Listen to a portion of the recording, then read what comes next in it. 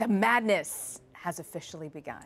The men's NCAA basketball tournament's underway, and we've already started to see some major upsets in the first round as the top teams in the country take the court. Here to break it all down, Bill Reiter, the host of Reiter's Block on CBS Sports HQ. I was going to cheat and ask you to help me with my CBSN bracket. I did not. Okay. I ended up not doing one this year. But tell me, what's your breakdown so far? So, you know what, so far, so good for me. You know what, like, do they actually have the bracket? I think they do, so I can't lie. I did have NC State in my Sweet 16. That was an errant judgment. I'm sorry, Bill Self in Kansas.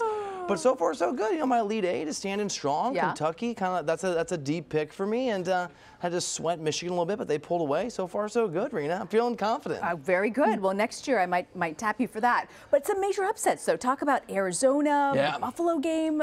What? The Arizona game that's a huge. I mean, Arizona was a top 5 team in the preseason. They've had a lot of off-the-court drama with Sean Miller, going to get fired, not going to get fired. DeAndre Ayton, their big man, is probably the best basketball player in the country. He's certainly one of 2 or 3 in the conversation, but I know the coach at Buffalo, Coach Nate Oates, and he is one of these good old boy former high school coaches who's also a mathematician, believes that he can sort of seek out the right answers in the numbers, 3-point shots, they're 4th in the country in field goal attempts, so he really gets into the science of it. And this is the kind of way that upsets happen, is you outthink the more talented teams, and that's exactly what Buffalo did, destroying, trust me, in CBSN's bracket pool, many people's brackets. Oh, interesting. Yeah, there were some upset people today, I bet. to say. But, okay, now that Arizona's out, does it up the chances for Virginia at this point? I think it's a huge opportunity. I mean, DeAndre Hunter is their 6th man of the year, and he's a great player, their most athletic player, and Virginia's strength is their defense. That's always been true under Tony Bennett. And that's about cohesion. That's about rotation. That's about being able to count on every single guy. Now, I have Kentucky going past Virginia. It might be a little aggressive on my part. It depends what Kentucky team shows up, but certainly you don't want to face Arizona if you can help it. With Arizona out, assuming that Kentucky doesn't show up the team we thought they'd be, it's very good for Virginia. So, Bill, what should we be looking for in today's games? Can I plug? I'm going to plug my alma mater. Of course. Because it's the biggest game of the night, and I'm totally biased.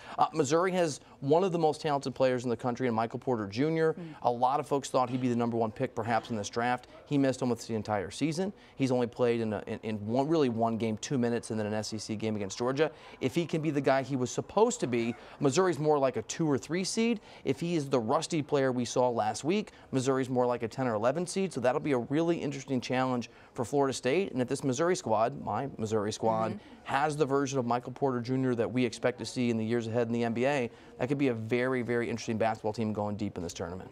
I want to switch for a second to golf. Yeah. You and I were talking about Tiger Woods. So what do you think? He had these injuries. Is he really back? He is, and I say that as someone who wanted it to be true for a long time.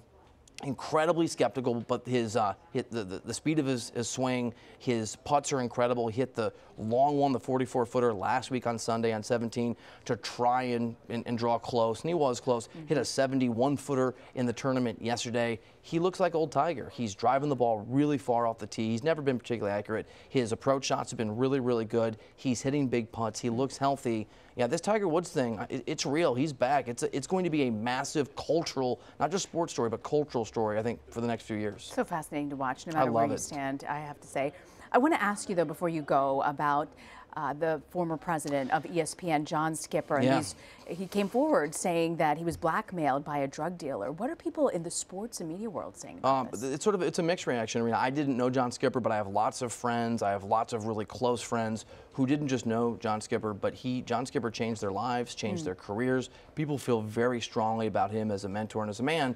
It's obviously in a very embarrassing and humiliating situation. It's also true that when he stepped away, there was a certainty, if you sort of gossiped with people in the business, and I come from sports media, that some other shoe was going to drop, and it turns out that shoe was that he's admitted, you're right, that he didn't just use cocaine at times recreationally, but he says bought it from someone who tried to extort him, and that was the end of one of the most impressive and powerful careers in sports media.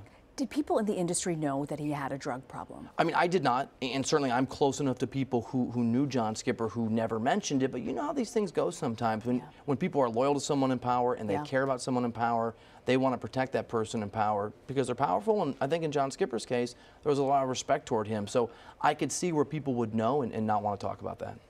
Right. Bill Reiter, we'll leave it at that. Thank you for joining us. You bet. And you can see live scores right here on CBSN. You can catch the latest March Madness updates and analysis on our streaming sports channel, CBS Sports HQ. That includes Bill Reiter's show, Reiter's Block.